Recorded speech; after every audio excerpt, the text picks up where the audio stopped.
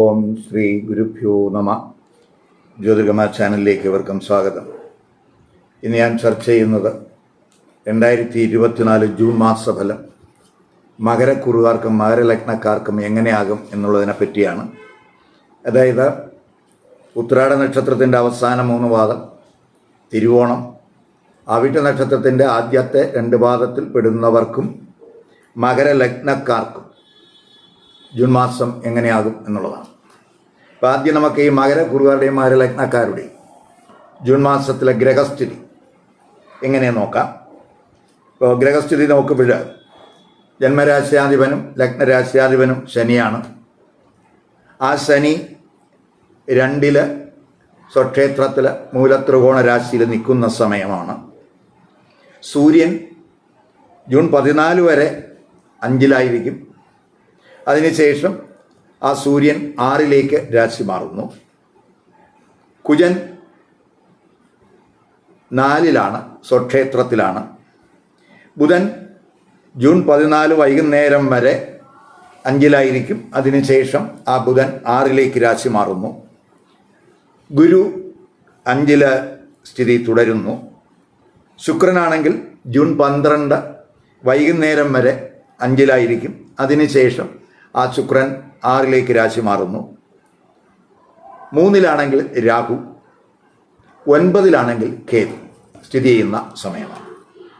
അപ്പോൾ ഈ ഗ്രഹഗോചര സ്ഥിതി അനുസരിച്ച് മകരക്കുറുകാരുടെയും മകരലഗ്നക്കാരുടെയും ആരോഗ്യം, അവരുടെ തൊഴിൽ, ബിസിനസ്, വിദ്യാഭ്യാസം, ധനസ്ഥിതി, വിവാഹം, ദാമ്പത്യബന്ധം, കുടുംബജീവിതം എങ്ങനെയാകും എന്നുള്ളതിനെ പറ്റിയുള്ള ഒരു പൊതുഫലമാണ് ഇവിടെ പറയുന്നത്. അതേസമയം മകരക്കുറുകാരുടെയും മകരലഗ്നക്കാരുടെയും ജാതകത്തിലെ ഗ്രഹസ്ഥിതി എങ്ങനെയാണ്? ഇപ്പോൾ അവർക്ക് നടക്കുന്ന ദശ, അപകാരം, ഛിദ്രം, അത് ഏത് ഗ്രഹങ്ങളുടേതാണ്? അവ ജാതകത്തിൽ ഇഷ്ടസ്ഥാനത്താണോ അനിഷ്ടസ്ഥാനത്താണോ എന്നതിനെ ആശ്രയിച്ച് ഈ പൊതുഫലത്തിൽ അനുകൂലമായിട്ടും പ്രതികൂലമായിട്ടും മാറ്റങ്ങൾ ഉണ്ടാകും എന്നും കൂടെ അറിയുക. അതുകൊണ്ടാണ് ഒരേ നക്ഷത്രക്കാർക്കും ഒരേ ലഗ്നക്കാർക്കും വ്യത്യസ്തമായിട്ടുള്ള ഫലങ്ങൾ അനുഭവത്തിൽ വരുന്നത്. ഇവയൊക്കെ നമ്മൾ ജാതക നിരീക്ഷണത്തിലൂടെ അറിയേണ്ടുന്ന കാര്യങ്ങളാണ്. അപ്പോൾ ആദ്യം നമുക്ക് മകരക്കുറുകാരുടെയും മകരലഗ്നക്കാരുടെയും ആരോഗ്യസ്ഥിതി ജൂൺ മാസത്തിൽ എങ്ങനെയാവും നോക്കാം. ആരോഗ്യസ്ഥിതി ചിന്തിക്കുമ്പോൾ ജന്മരാശ്യാധിപൻ ലഗ്നരാശ്യാധിപൻ ശനി 2-ൽ ബലവാനാണ്. 3-ൽ രാഹു ഉണ്ട്. 4-ലാണെങ്കിൽ കുജൻ സ്വക്ഷേത്രത്തിലാണ്. 5-ലാണെങ്കിൽ ഗുരുവും രവിയും ബുധനും ശുക്രനും ഒക്കെ സ്ഥിതി ചെയ്യുന്ന സമയമാണ്. ഗുരു ജന്മരാശിയിൽ ദൃഷ്ടിയും ചെയ്യുന്നുണ്ട്. അപ്പോൾ ആരോഗ്യ പ്രശ്നങ്ങൾ അത്രത്തോളം കാണുന്നില്ല. എന്തെങ്കിലും രോഗപ്രശ്നങ്ങൾ ഉള്ളവർക്ക് തന്നെ ആശ്വാസത്തിൻ്റെ സമയമായിരിക്കും എന്നും കൂടെ പറയാം. അതേസമയം ശനി 2 നിന്നുകൊണ്ട് 4-ലേക്ക് ദൃഷ്ടി ചെയ്യുന്നുണ്ട്. 4-ൽ കുജനുണ്ട്. അപ്പം ആ 4 നിൽക്കുന്ന കുജനെ ശനി ദൃഷ്ടി ചെയ്യുക. ശനിയും കുജനും ശത്രുഗ്രഹങ്ങളും കൂടെയാണ്. അപ്പോൾ അത് കുടുംബത്തിൽ അല്പസുഖക്കുറവ് ചിലപ്പോൾ ഉണ്ടാക്കിയെന്ന് വരാം. അപ്പം മാതാവിൻ്റെ ആരോഗ്യകാര്യത്തിൽ ശ്രദ്ധിക്കണം. മാതാവുമായിട്ട് അഭിപ്രായ വ്യത്യാസം ഉണ്ടാകാതെ നോക്കണം. കാരണം 4-ൽ കുജൻ, 4-ൽ ശനിയുടെ ദൃഷ്ടി. അതുപോലെ ഒരു ചെറിയ മെൻ്റലായിട്ടുള്ള സ്ട്രെസ്സ്, അല്പം ഉത്കണ്ഠ, ഇവയൊക്കെ ചിലപ്പോൾ ഉണ്ടായെന്ന് വരാം. അപ്പോൾ ആദ്യത്തെ 2 വാരം അഷ്ടമഭാവാധിപനായിട്ടുള്ള സൂര്യൻ, ആ സൂര്യൻ 5-ാം ഭാവാധിപനുമായി ബന്ധം വരികയാണ് ആദ്യത്തെ 2 വാരം. അത് ഈ സന്താനങ്ങൾക്ക് എന്തെങ്കിലും ആരോഗ്യ പ്രശ്നങ്ങൾ, അവർക്ക് ചിലപ്പോൾ ബാഡ് കമ്പനി ഉണ്ടാകുന്നതിനോ അവർ ഏതെങ്കിലും കേസുകളിൽ പെടുന്നതിനോ അതുവഴി ഈ കൂറുകാർക്ക് എന്തെങ്കിലും പേരുദോഷം ഉണ്ടാകുന്നതിനൊക്കെ സാധ്യത കാണുന്നുണ്ട്. അവിടെ ശ്രദ്ധിക്കണം. അവസാനത്തെ 2 വാരം 8-ാം ഭാവാധിപനായിട്ടുള്ള സൂര്യൻ 6-ൽ വരുന്നുണ്ട്. അത് വിപരീത രാജയോഗമാണ്. 6-ാം ഭാവാധിപൻ ബുധനും 6-ൽ വരുന്നുണ്ട്. അതും വിപരീത രാജയോഗമാണ്. അത് ഈ എന്തെങ്കിലും ആരോഗ്യ പ്രശ്നങ്ങൾ ഉള്ളവർക്ക് ആശ്വാസത്തിന് ആ ഗ്രഹസ്ഥിതി വഴിതെളിക്കും എന്നും കൂടെ മനസ്സിലാക്കുക. മാത്രമല്ല ഗുരുവിൻ്റെ ദൃഷ്ടി ജന്മരാശിയിലുണ്ട്. അപ്പോൾ എന്തെങ്കിലും പ്രയാസങ്ങളോ പ്രശ്നങ്ങളോ ഉള്ളവർക്ക് അതൊക്കെ നിയന്ത്രിച്ച് പോകാൻ കഴിയും എന്നും കൂടെ മനസ്സിലാക്കുക. ഇനി തൊഴിൽ സ്ഥിതി. തൊഴിൽ സ്ഥിതി ചിന്തിക്കുമ്പോൾ 10ാം ഭാവാധിപൻ ശുക്രൻ. ആ ശുക്രൻ 5-ൽ, 10ാം ഭാവാധിപൻ 5-ൽ നിൽക്കുന്നത് നല്ലതാണ്. ജൂൺ 12-ന് ശേഷം ആ ശുക്രൻ 6-ലേക്ക് സഞ്ചരിക്കുന്നു. ഗുരു 5-ലുണ്ട്, 3-ൽ രാഹു ഉണ്ട്, 4-ൽ കുജനുണ്ട്. ആ കർമ്മസ്ഥാനത്ത് ആ കുജൻ്റെ ദൃഷ്ടിയുണ്ട്. അപ്പോൾ തൊഴിൽ ചെയ്യുന്നവർക്ക് ബിസി ടൈമായിരിക്കും എന്ന് തന്നെ പറയാം. പൊതുവെ ലക്ഷ്യങ്ങൾ കൈവരിക്കുന്നതിനുള്ള ശ്രമം ഈ സമയത്തുണ്ടാകും. തൊഴിൽ മാറ്റം ആഗ്രഹിക്കുന്നവർക്ക് അനുകൂല സമയമാണ്. തൊഴിലിൽ ചിലപ്പോൾ ട്രാൻസ്ഫർ ആഗ്രഹിക്കുന്നവർക്ക് അതിനും അനുകൂല സമയമാണ്. പൊതുവെ തൊഴിലിൽ ജൂൺ മാസം ഗുണാനുഭവം ഉണ്ടാകും എന്ന് തന്നെ പറയാം. ആഗ്രഹിക്കുന്ന രീതിയിലുള്ളൊരു മുന്നേറ്റം തൊഴിലുണ്ടാകും. തൊഴിൽ അന്വേഷിക്കുന്നവർക്കും അനുകൂല സമയമാണ്. തൊഴിലവസരങ്ങളുണ്ടാകും. ടെസ്റ്റിലും ഇൻ്റർവ്യൂകളിലൊക്കെ നല്ല പെർഫോമൻസ് കാഴ്ചവെക്കാൻ കഴിയും. അവസാനത്തെ 2 വാരം രവിയും ബുധനും ഒക്കെ തന്നെ 6-ലേക്ക് രാശി മാറുന്നുണ്ട്. അത് വിപരീത രാജയോഗമാണ്. അപ്പോൾ കർമ്മഭാവാധിപൻ ശുക്രൻ 6-ലേക്ക് രാശി മാറുന്നതിനായി തൊഴിലിടത്ത് കഴിവതും അഭിപ്രായ വ്യത്യാസങ്ങളൊക്കെ ഉണ്ടാകാതെ നോക്കണം. കാരണം 10ാം ഭാവാധിപൻ 6-ൽ വരുന്നു. അത് വർക്ക് സ്ഥാനമാണ്. അപ്പോൾ അതുകൊണ്ട് അവിടെ നമ്മൾ നോക്കണം. അതുപോലെ വിദേശത്തൊക്കെ തൊഴിൽ അന്വേഷിക്കുന്നവർക്ക് പൊതുവെ അവസാനത്തെ 2 വാരമൊക്കെ ആകുമ്പോൾ വളരെ അനുകൂല സമയമാണ്. കാരണം സൂര്യനും ബുധനും ശുക്രനും ഒക്കെ തന്നെ 12-ലേക്ക് ദൃഷ്ടി ചെയ്യുന്നുണ്ട്. 12ാം ഭാവാധിപനായിട്ടുള്ള ഗുരു ജന്മരാശിയിലും ദൃഷ്ടി ചെയ്യുന്നുണ്ട്. അപ്പോൾ പൊതുവെ വിദേശത്ത് തൊഴിലവസരങ്ങൾ ഉണ്ടാകും. തൊഴിൽ ലഭിക്കുന്നതിനൊക്കെ സാധ്യതയുള്ള സമയമായിട്ട് കാണുന്നുണ്ട്. ഇനി ബിസിനസ്സുകാർക്ക്, ഇപ്പോൾ ബിസിനസ്സുകാരെ സംബന്ധിച്ചിടത്തോളം പൊതുവെ അനുകൂല സമയമായിരിക്കും. പുത്തൻ ബിസിനസ് തന്ത്രങ്ങൾ ആവിഷ്കരിക്കുന്നതിന്, അതുപോലെ ബിസിനസ് വ്യാപനത്തിന് ഒക്കെ ശ്രമിക്കുന്നവർക്ക് അവരുടെ ആഗ്രഹങ്ങളൊക്കെ സാധ്യമാകുന്ന സമയം എന്ന് തന്നെ പറയാം. ആദ്യ 2 വാരം ശുക്രനും ഗുരുവും സൂര്യനും ബുധനും ഒക്കെ തന്നെ 11-ൽ ദൃഷ്ടി ചെയ്യുന്നുണ്ട്. അതുപോലെ ഈ 11ാം ഭാവാധിപൻ കുജനാണ്. ആ കുജൻ 11-ലേക്ക് ദൃഷ്ടി ചെയ്യുന്നുണ്ട്. അതുപോലെ ബിസിനസ്സിൽ വരുമാനം, ലാഭവർദ്ധനവ് ഇവയ്ക്കൊക്കെ സാധ്യത കാണുന്നുണ്ട്. അതുപോലെ ശുക്രനും രവിയും ബുധനും ഒക്കെ അവസാനത്തെ 2 വാരമൊക്കെ ആകുമ്പോൾ 6-ലേക്ക് രാശി മാറുന്നു.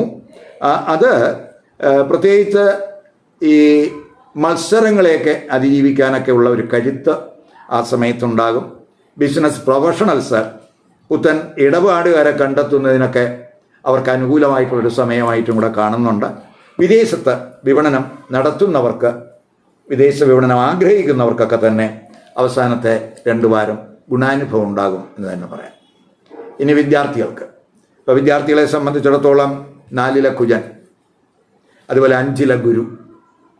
5-ലെ ഗുരു മാത്രമല്ല, 5ാം ഭാവാധിപനായിട്ടുള്ള ശുക്രൻ, അതുപോലെ സൂര്യൻ, അതുപോലെ ബുധൻ. അതൊക്കെ 5-ൽ നിൽക്കുന്ന സമയമാണ്. ബുധനാണെങ്കിൽ 9ാം ഭാവാധിപനും കൂടെയാണ്. ആ 9ാം ഭാവാധിപനായിട്ടുള്ള ബുധൻ 5-ൽ ജൂൺ 14 വരെ നിൽക്കുന്നുണ്ട്. അപ്പോൾ അത് 9-ൽ ഗുരുവിൻ്റെ ദൃഷ്ടിയൊക്കെ ഉള്ള സമയമാണ്. അതുപോലെ യോഗകാരനായിട്ടുള്ള ശുക്രനാണ് 5-ൽ നിൽക്കുന്നത്.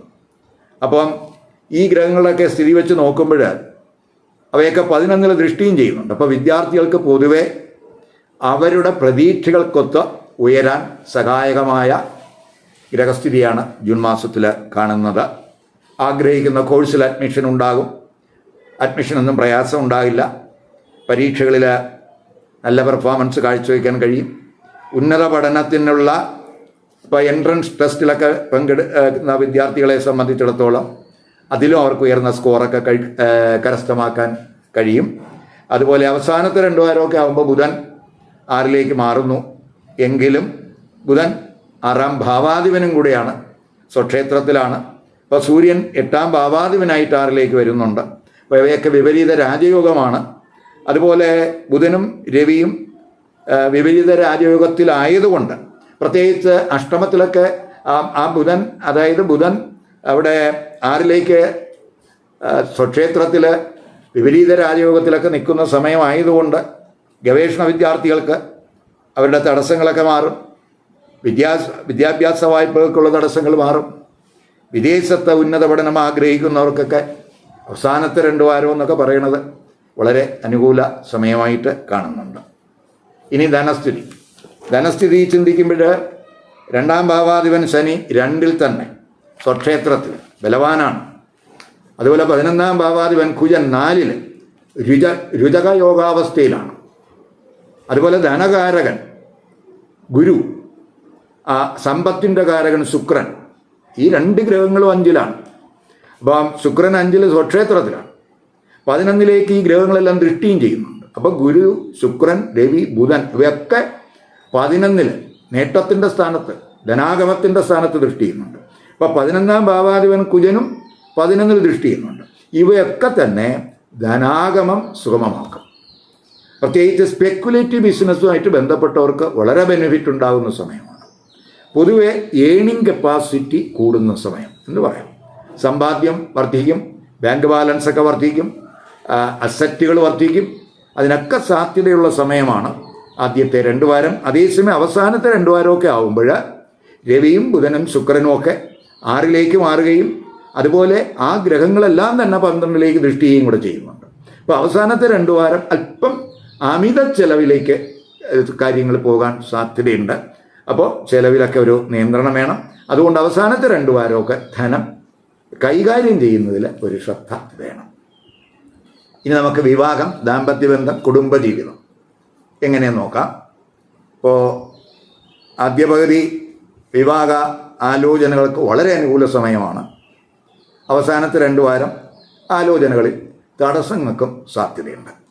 ഇപ്പോൾ വിവാഹ നിശ്ചയം ചിലപ്പോൾ അവസാനത്തെ 2 വാരമൊക്കെ നീണ്ടുപോകുന്നതിന് സാധ്യത കാണുന്നുണ്ട്. ഇപ്പോൾ കമിതാക്കൾക്ക് യോഗകാരകനായിട്ടുള്ള ശുക്രൻ്റെ 5-ലെ സ്വക്ഷേത്ര സ്ഥിതി, ഗുരുവിൻ്റെ 5-ലെ സ്ഥിതി, അതുപോലെ ആദ്യത്തെ 2 വാരം വളരെ അനുകൂലമായിരിക്കും കമിതാക്കൾക്ക്. അവസാനത്തെ 2 വാരം ശുക്രൻ 6-ലേക്ക് മാറുന്നു. 6-ലെ സൂര്യനും കൂടെ വരുന്നുണ്ട്. അപ്പോൾ ബുധനും 6-ാം ഭാവാധിപനായിട്ട് 6-ൽ വരുന്നുണ്ട്. അതൊക്കെ ശുക്രനും സൂര്യനൊക്കെ പ്രത്യേകിച്ച് 6-ൽ കൂടെ നിൽക്കുക എന്ന് പറയുമ്പോൾ അത് പ്രത്യേകിച്ച് അതൊരു ഈഗോ റിലേറ്റഡ് ആയിട്ടുള്ള ഇഷ്യൂസ് ചിലപ്പോൾ ഈ കമിതാക്കൾക്കിടയിൽ ഉണ്ടാകാൻ സാധ്യതയുണ്ട്. അത് ചെറിയ പിണക്കങ്ങൾക്കൊക്കെ വഴിതെളിച്ചു എന്ന് വരാം, ചെറിയ തർക്കങ്ങൾക്കൊക്കെ വഴിതെളിക്കാം. അപ്പോൾ ഗുരുദൃഷ്ടി ജന്മരാശിയിലുള്ള സമയമായതുകൊണ്ട് എന്ത് പ്രശ്നങ്ങൾ ഉണ്ടായാലും ആ പ്രശ്നങ്ങൾ വഷളാകാതിരിക്കാൻ അത് സഹായകമാകും എന്നും കൂടെ മനസ്സിലാക്കുക. ഇനി ദാമ്പത്യബന്ധത്തിലോട്ട് വരുമ്പോൾ ദാമ്പത്യബന്ധം ചിന്തിക്കുമ്പോൾ പൊതുവെ പ്രശ്നങ്ങളൊക്കെ കുറയും. 5-ൽ ഗുരു, 5-ൽ ശുക്രൻ, 5-ൽ രവി, 5-ൽ ബുധൻ ഉള്ള സമയമാണ്. പ്രത്യേകിച്ച് ഗുരു 5-ൽ തന്നെയാണ്. മറ്റ് ഗ്രഹങ്ങളെല്ലാം ആദ്യത്തെ 2 വാരം 5-ൽ തന്നെയാണ്.